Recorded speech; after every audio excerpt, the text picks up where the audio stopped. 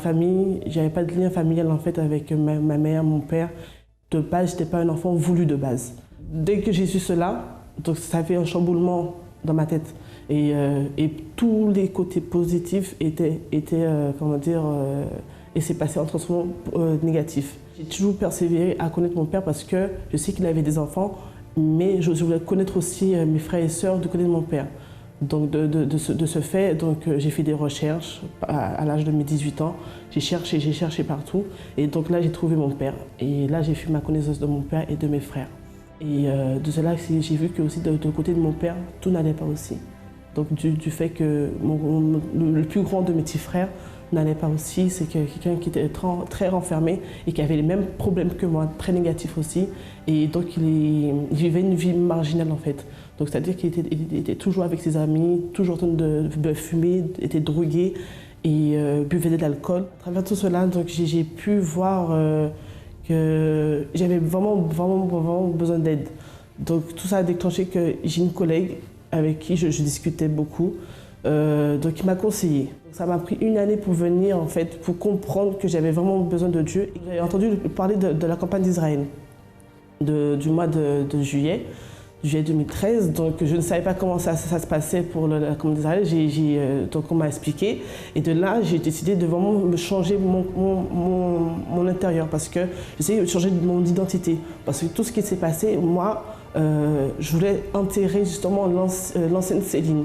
Maintenant, je suis plus en communion, je prie plus, je détermine justement pour avoir justement au-delà justement de cette transformation et que ma vie spirituelle avec mon père, c'est que du bonheur, que une grande joie en moi. Et vis-à-vis de ma famille aussi, à travers les chaînes de prière, il a transformé, il a changé aussi mon petit frère, parce que lui qui était dans la drogue, lui qui était dans l'alcool, là, et qui limite, il s'occupait de ses enfants, maintenant il s'occupe de ses enfants, il va chercher ses enfants à l'école, il va chercher ma belle-sœur à son travail, et même avant il traînait toujours avec ses amis, même pour aller en vacances familiales, mais il était toujours avec ses amis, mais maintenant il va en vacances avec sa femme et ses enfants. Ma fille aussi, elle est contente, elle vit la parole de Dieu, elle est au PEB. Et là, franchement, même les tatas me disent qu'elle a vraiment changé, transformé. Et c'est plus la capricieuse qu'ils ont connue auparavant. Maintenant, c'est une fille joyeuse et pleine d'entrain. Donc voilà. Ma vie d'avant était une vie complètement chaotique. J'avais plusieurs maladies, donc j'étais asthmatique.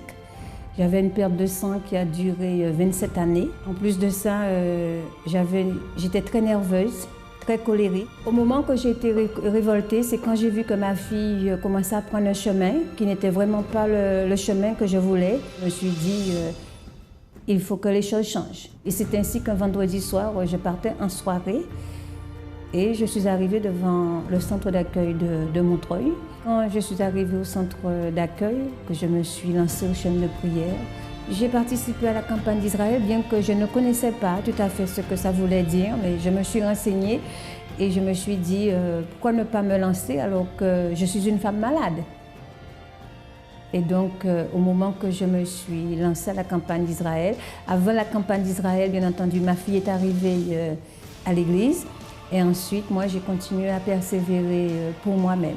Alors, à travers des campagnes d'Israël, les sacrifices et tout ce que j'ai pu faire, j'ai été guérie alors que je devais me faire opérer de la totale.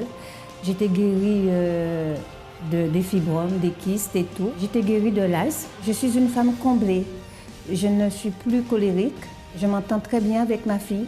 Je sais que le centre d'accueil m'a apporté et m'apportera toujours la vie. Bonjour à tous, soyez bienvenus à cette émission France en direct. Tout est possible à celui qui croit, il y a toujours une solution. Ça, c'est la réponse à votre question. Principalement, vous qui dites, qu'est-ce que je dois faire? Si vous êtes malade, la médecine a dit qu'il n'y a pas de solution, c'est normal parce que la médecine, de la même manière que les êtres humains, c'est limité. Mais il y a une chose qui n'a pas de limite, c'est la foi. Si vous êtes quelqu'un qui a des problèmes de famille ou peut-être des problèmes d'origine spirituelle, ou de problèmes financiers, professionnels, sachez qu'il existe une solution. J'ai ici avec moi M. Jean-Yves, c'est ça? Bonjour, Jean. Comment était votre vie avant d'arriver au centre d'accueil? Bonjour Yves. Avant d'arriver au centre d'accueil, ma vie était complètement brisée. J'étais fatigué, chargé. J'avais des problèmes spirituels. Ma famille était malade. Donc j'étais accommodé dans toutes les situations. Il n'y avait pas de solution.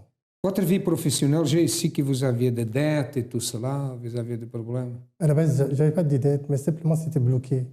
Donc tout passait dans les dépenses de santé, les dépenses occasionnelles qui arrivaient, imprévues, tout ça.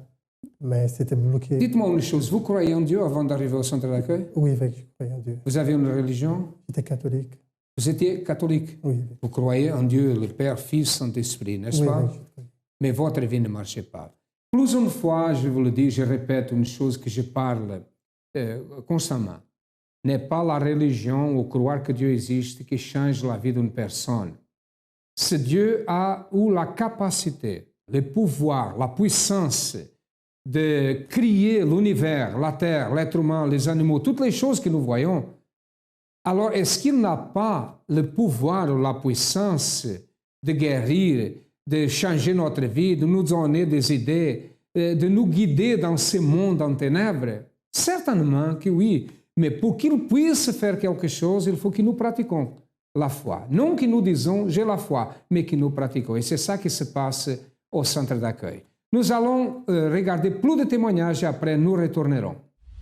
L'époque la plus difficile de ma vie, c'est quand je suis passée par une situation par laquelle je ne pensais pas passer, à cause d'une bactérie qui se trouvait dans l'organisme de ma fille, dans son intestin à cause du lait qu'elle a bu. Elle a eu un arrêt cardiaque mortel. Qu'est-ce que j'ai fait? Je l'ai amenée à l'hôpital. En arrivant là-bas, ça faisait déjà 40 minutes qu'elle était morte. Le médecin m'a regardé et m'a dit qu'on ne pouvait plus rien faire, parce que Esther était déjà morte. Cette parole n'est pas rentrée à l'intérieur de moi. Comme c'était la campagne d'Israël, ce qui était dans mon cœur, c'était un propos de foi. J'ai mis toute ma vie sur l'autel. Elle a été mise à la morgue de l'hôpital. J'ai parlé avec elle. Esther, le propos que j'ai reçu, je le passe pour toi. La foi que j'ai passe pour toi. Elle a essayé de bouger les yeux. Elle a commencé aussi à bouger la bouche. Elle n'avait plus de cils, de surcils.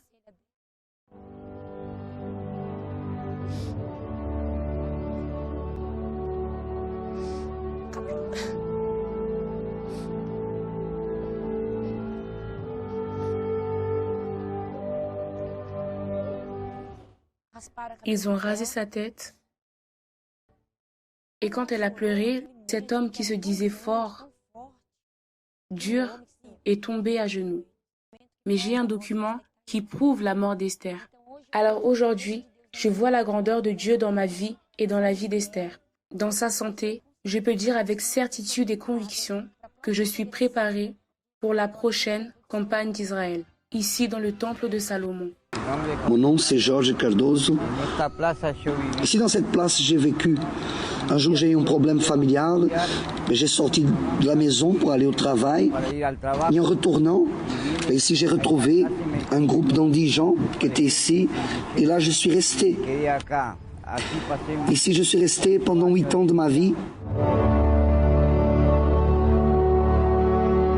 Ma vie a commencé à changer lorsque je suis arrivé au centre d'accueil. Et je ne sais pas comment je suis arrivé ni qui m'a amené. Mais je sais que j'ai écouté lorsque l'évêque parlait, quand il a dit « Si vous voulez changer, faites votre sacrifice, faites une preuve avec Dieu. » Mais moi j'ai cru dans la parole de l'évêque, dans ce qu'il a dit, et j'ai monté à l'autel et je déposais mon sacrifice parce que c'était le tout pour moi, c'est tout ce que j'avais.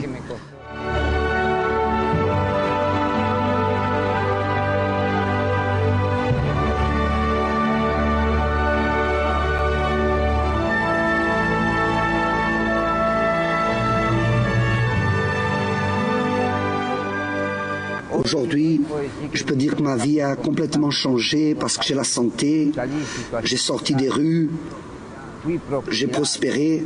Aujourd'hui, j'ai ma maison à moi, j'ai 2 hôtels dans la ville, j'ai 3 voitures.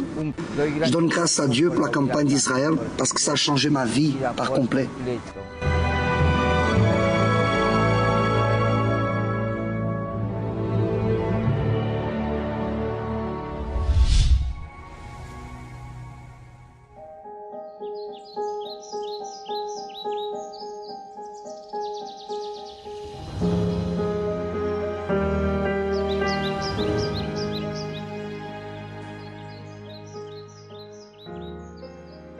Ce qui m'a attiré plus l'attention, en fait, c'est que quand je suis arrivé, c'est qu'on m'a tendu tout de suite en fait, la main.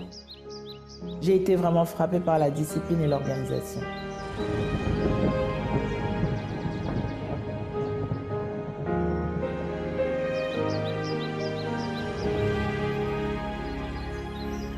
Mon premier dimanche à l'église, je me suis sentie vraiment en sécurité. C'était différent de tout ce que j'avais vu auparavant, en fait.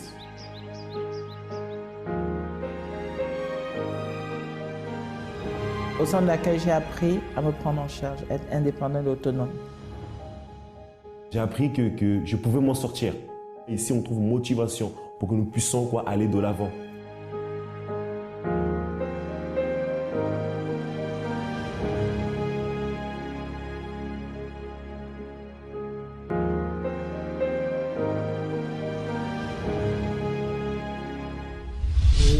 Jean, comment avez-vous connu le centre d'accueil?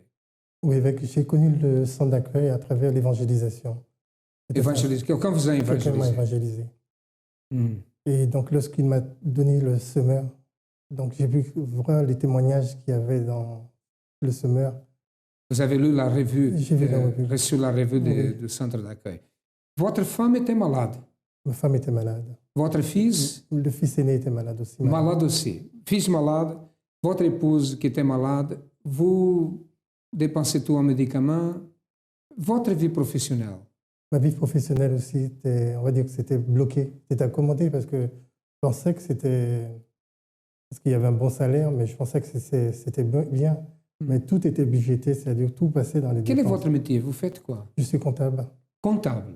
Vous étiez déjà comptable à ce temps-là, mais comptable. Le salaire était minimum. Le salaire ne reflétait pas la situation, la responsabilité que j'avais. OK. Comme vous étiez une personne religieuse avant, quelle est la différence? Qu'est-ce que vous avez trouvé au centre d'accueil comme différent? La différence, c'est vrai que c'était l'attitude, prendre des attitudes contre le problème qui nous essaye de nous bloquer notre vie, contre le problème que lorsque je n'arrivais pas à dormir, par exemple, qui était spirituel, contre le problème, par exemple, la timidité qui était en fond de moi, qui m'empêchait d'aller affronter le problème. C'est comme ça que j'ai voyé. Pour moi, c'était, au début, avant d'arriver à centre d'accueil, pour moi, tout était bien, mais je vivais d'apparence. Mais au fond de moi, je souffrais de cette timidité qui me bloquait dans tout ce que j'entreprenais. Quand vous êtes arrivé, vous avez appris à pratiquer, à faire les chaînes de prière. Avez-vous participé d'une campagne d'Israël? Oui, j'ai participé à la campagne d'Israël. Dès que je suis arrivé, j'ai participé à la campagne d'Israël de la première campagne d'Israël pour avoir la protection de ma famille, la protection divine, que l'Éternel vienne protéger ma famille. OK. Bon, avant de savoir qu'est-ce qui s'est passé avec Jean, je parle avec vous. Quel est le problème? Quelle est la difficulté que vous avez? Il a raconté ici beaucoup de choses, que son épouse malade, son fils malade. Financièrement, il avait une bonne position, mais son salaire était minimum. Il avait des difficultés financières. Il était une personne triste, certainement, une maison détruite. Peut-être vous avez un de ces problèmes-là, ou peut-être tous les problèmes, ou d'autres problèmes. Mes amis, les portes du centre d'accueil sont ouvertes du matin au soir et de lundi à lundi. Et nous sommes là pour vous aider. Nous allons écouter plus de témoignages et après nous retournerons pour savoir qui est Jean-Yves aujourd'hui.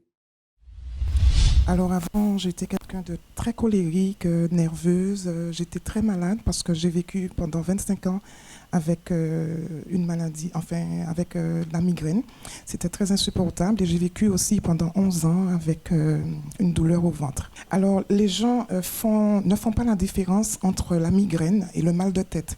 La migraine, elle s'installe pendant 72 heures. Tandis que le mal de tête, ça passe dans moins d'une minute. On prend un petit comprimé comme genre de paracétamol et ça s'en va. Tandis que la migraine, lorsqu'elle s'installe, on ne veut pas entendre de bruit, on ne veut pas la lumière, on ne peut pas sentir les odeurs. La seule chose qu'on a envie, c'est de s'isoler de tout le monde. Et ça, j'ai vécu ça pendant 25 ans. Et c'était ainsi pendant toutes les semaines, j'en souffrais. Okay. Le problème de santé, n'est-ce pas? Vous aviez d'autres problèmes? Bien sûr, j'avais des problèmes financiers. J'ai un fils unique et je ne m'entendais pas du tout avec lui. Et pour ne pas m'entendre du tout avec lui, il m'avait annoncé son homosexualité. Et ça m'avait beaucoup affecté parce que je ne pensais pas qu'un jour, mon seul fils, le seul enfant que j'ai, puisse être homosexuel. Et donc, ça n'allait pas du tout à la maison. Je n'aimais pas aller travailler. Il fallait travailler, donc j'y allais parce qu'il fallait travailler, il fallait financer les choses à la maison. Mais je n'aimais pas du tout ça. Alors aujourd'hui, ça va très, très bien. Je suis guérie de migraine, je ne souffre plus, je suis bien. Et mon fils est sorti de son homosexualité. Il s'est marié, c'est ça? Alors, ça fait 2 semaines qu'il s'est marié avec une ouvrière. Amen.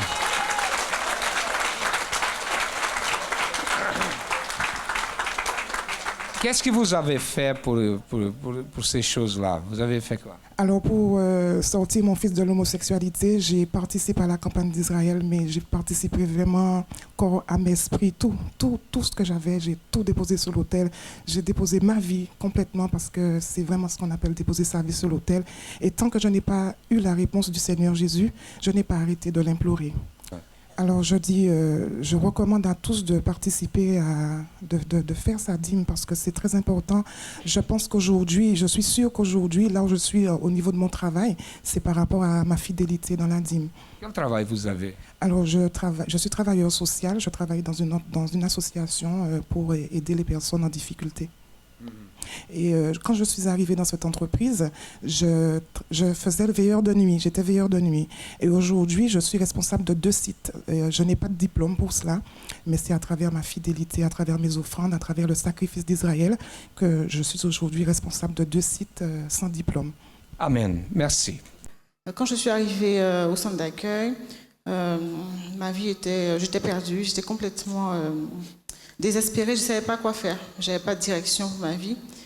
Et j'avais une vie complètement détruite, j'avais tout perdu, le mariage, la maison, la religion, j'avais tout perdu. En fait, religion? Vous avez une religion? Oui, j'étais dans une église depuis 14 ans. Et j'aimais Dieu, hein, comme tout le monde, pratiquement tout le monde. Mais je ne voyais pas le Jésus de la Bible, je ne le voyais pas dans ma vie. J'ai étudié la Bible, je connaissais très bien la Bible. Je pouvais réciter des versets et puis me rappeler exactement les références. Mais votre vie était vie financière? Chaotique. Hein. De famille? Très mauvaise. Bon, déjà, je suis restée avec toutes les dettes. Et je vivais avec un découvert de 2 000 € constamment, donc qui se renouvelait chaque mois. Quand je suis arrivée, j'ai fait la première campagne d'Israël. J'étais déjà à découvert, j'avais déjà plein de problèmes financiers, je n'avais pas de maison, j'étais avec les 3 enfants et je ne savais vraiment pas quoi faire. J'étais complètement perdue. Donc j'ai dit, je vais y aller, je vais faire la campagne d'Israël parce que j'ai rien à perdre. Si il y a la seule personne qui puisse changer ma vie, c'est Dieu. J'ai fait le sacrifice. J'ai fait le sacrifice, tous les sacrifices qu'il fallait faire. Et je voulais changer de vie, mais je ne savais pas comment faire, je ne savais pas quelle direction prendre. En fait, quand le pasteur ne m'a pas donné l'enveloppe, j'ai préparé moi-même une enveloppe, parce que quand je suis arrivée, la campagne d'Israël, je n'ai pas bien compris, mais ça avait déjà commencé. Je ne sais pas à quel moment le pasteur a donné les enveloppes, mais moi j'ai pris une enveloppe et j'ai dit je vais sacrifier. Dieu a répondu à ma requête. Il m'a donné une direction pour ma vie et j'avais plus de doute. Ma vie n'est plus pareille. Déjà, j'avais pas de maison, j'avais rien. J'étais, on va dire, presque dans la rue. Aujourd'hui, je travaille pour moi-même.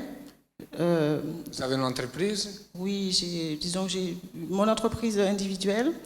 J'ai une SARL et une autre entreprise à côté. 2 entreprises? 3. Il y en a une 3e que je commence à développer. 3 entreprises. Et vous avez des maisons déjà? Entre-temps, je n'avais pas de maison où habiter, j'étais logée. Donc, à la suite d'une campagne, Dieu m'a donné en 1 semaine un appartement. Après, j'ai déménagé pour habiter ici à Cergy, dans un pavillon, dans un domaine. Et là où je suis, moi, je n'ai pas la condition aux yeux de l'homme d'y être. Donc, je dis que Dieu m'a mis là pour glorifier son nom, pour lui. Parce que campagne après campagne, mon objectif, c'est glorifier Dieu. La paix, l'amour, l'entente, la complicité, l'union a disparu de votre foyer. Venez participer de notre réunion pour la bénédiction familiale. Nous allons vous enseigner et vous montrer à travers la prière comment agir afin que votre famille retrouve l'harmonie. Nous vous attendons dans notre siège au 254 rue du Faubourg Saint-Martin ou dans le centre d'accueil le plus proche de chez vous, tous les jeudis à 7h, 10h, midi, 15h et 20h. Plus d'informations sur notre ligne Ami 24h ou sur notre site internet www.centredaccueil.net. Centre d'accueil, nous croyons en vous comme personne. Jean, dites-moi une chose. Vous avez participé de la campagne d'Israël, vous avez commencé à faire le chaîne de prière au centre d'accueil. Qu'est-ce que Dieu a fait dans votre vie? Dieu a fait beaucoup de choses, on va dire. Beaucoup. Il a guéri mon fils qui était malade. Il a guéri votre fils? Il a guéri mon épouse. Il a restauré ma vie financière. Il m'a donné une vision. Pas une vision que j'avais, que j'espérais, mais une vision qui vient de lui. À travers cette vision qu'il m'a donnée, il m'a permis de surmonter cette difficulté, d'affronter le problème, comme j'avais dit. Et donc, il a restauré mon salaire, mon travail, la façon dont je travaillais aussi. Tout a été modifié. Tout a été... Quelle est la différence aujourd'hui? 3 fois en plus, 4 fois en plus? Je parle de votre salaire. 3 fois plus, évêque. 3 fois en plus. Il a changé complètement. Il a changé. Aujourd'hui, vous êtes comptable d'une petite entreprise, d'une grande entreprise. Vous êtes comptable de quoi? Je suis le chef comptable d'une grande entreprise, d'un grand établissement, on va dire, établissement de soins. Une grande entreprise. Une grande entreprise. Votre épouse est guérie aussi? Mon épouse est guérie. Aujourd'hui, il a la paix. Elle a la paix. Qu'est-ce que représente pour vous le centre d'accueil? Le centre d'accueil représente tout pour moi. On va dire que c'est une école de vie, de foi. Il a délivré ma famille. Et je dis, ma famille et moi, nous servons l'Éternel. Ok. Donc, il est... Merci. Merci de votre témoignage. Je crois que votre témoignage va aider beaucoup de personnes qui nous écoutent maintenant. Nous allons maintenant écouter un témoignage de la campagne d'Israël, parce que vous voyez que presque tout le monde qui vient ici rendre témoignage parle de la campagne d'Israël. Qu'est-ce que c'est la campagne d'Israël? La campagne d'Israël est réalisée 1 fois ou 2 fois par an. Et c'est un moment de pratiquer la foi à travers le sacrifice. Mais ceux qui participent vraiment, ils ont toujours un témoignage. Regardez ce témoignage-là. Avant d'arriver au centre d'accueil, j'avais contacté beaucoup de crédits.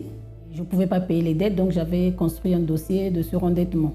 Et donc on m'avait donné 2 ans de pause pour ne pas payer les dettes. Donc après 2 ans, il fallait que le dossier soit renouvelé, mais chaque fois, j'étais toujours en difficulté financière, ça j'avoue. Et mon fils, sa vie n'avançait pas non plus, alors qu'il était footballeur confirmé. Et après un certain moment, je me suis dit, pourquoi pas de voir par exemple, de faire le maraboutage pour mon fils, parce que je vois les joueurs, souvent c'est les Ouest-Africains, pour faire les lavements. Et c'était toujours blocage, en tout cas déblocage. Un bon jour, j'ai une copine qui m'a appelée. Elle avait suivi un jeune garçon qui avait témoigné comme quoi il n'avait pas de club. Et après les chaînes de prière, les prières, il avait trouvé un club. Et j'ai parlé à mon fils qui dit, bon maman, écoute, on va partir. Le pasteur a parlé avec mon fils. À 17h, le téléphone sonne. L'entraîneur du club de Drancy va l'appeler pour dire qu'on a besoin de toi, si tu peux passer directement au club. Et il a sauté, il était dans la joie. Et après, j'ai pris goût, comme on dit, je vois les témoignages et tout, les surendettements. Je dis, bah attends, moi aussi j'ai ce problème-là. J'ai dit, bon, moi aussi je vais sacrifier pour la campagne d'Israël, pour débloquer ma situation de surendettement, parce que j'ai attendu au moins 3 ans. Le lendemain, 2 jours après, je ne sais pas, je reçois le courrier. Les dettes étaient effacées de 33 ou 34 000 euros, je ne me rappelle plus. Le surendettement, les dettes effacées, le solde de tout compte. Donc, vraiment, ma vie a changé. Là, je suis rayonnante. Madame Célestine a vu quoi? Les dettes de 33 000 euros effacées complètement. Son fils a trouvé un club pour jouer parce qu'il a 20, il n'avait pas. Aujourd'hui, elle est une personne heureuse. Sa vie marche bien parce qu'elle a pratiqué la foi intelligente. Et vous, si vous voulez notre aide, nous sommes situés au 254, notre siège, au 254 de rue du Faubourg Saint-Martin, au 10e arrondissement. Nous avons d'autres centres d'accueil, comme vous pouvez remarquer, et qui passent dans votre ordinateur, dans votre téléviseur. Vous avez aussi un numéro de téléphone. Qu'est-ce qu'il manque maintenant? Que vous avancez. Nous sommes là pour vous aider. À demain et que Dieu vous bénisse à tous abondamment.